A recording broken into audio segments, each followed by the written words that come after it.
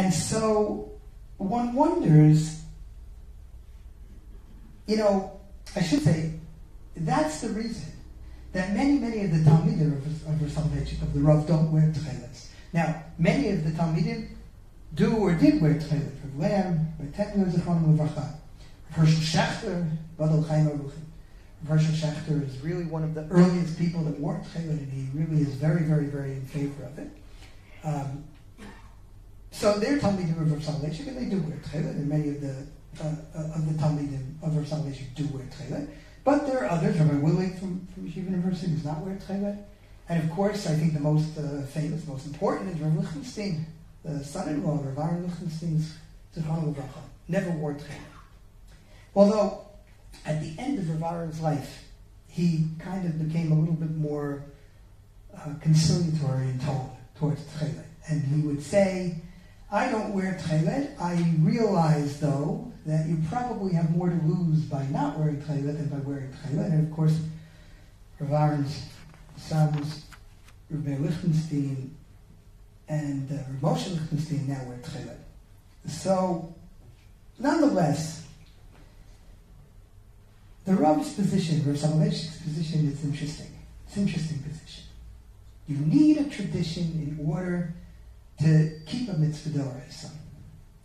If it got lost, and even if you believe with all your heart, with all of your proof, with all of your logic, with all of your head, that this is the mitzvah, this is what HaKadosh Baruch Hu at least at one point wanted for me, now he doesn't want that for me.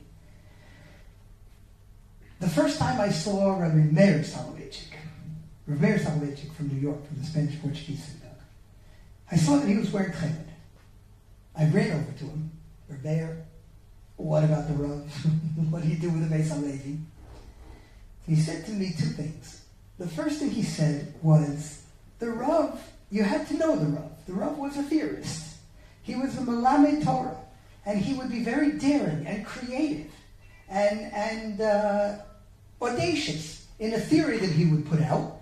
But not always was that theory something that he accepted, completed, and something that he would absolutely apply as a psak halacha. The Rav always said that he wasn't Posek, and so he had the leisure, or the prerogative, if you will, to be a little bit more out there and creative. That was the first thing that Rav Ber said to me. But then he said to me something else which stuck with me. I think it was very, very beautiful, and it elucidated a part of Rav Soloveitchik that maybe we don't always get from his Ish Halacha and some of the other writings of the Rav. Rav Ber said, I knew the Rav. I learned with him. I was with him in the house. I saw him and his passion for Kiyum HaMitzvot. He said, I find it impossible to believe that if the Rav had in front of him a mitzvah d'oraisa, even if it was only a very remote possibility that it might be able to be a kiyum in a mitzvah d'oraisa, that he would not have jumped on it with two legs. I find that impossible to believe about Rav Soloveitchik.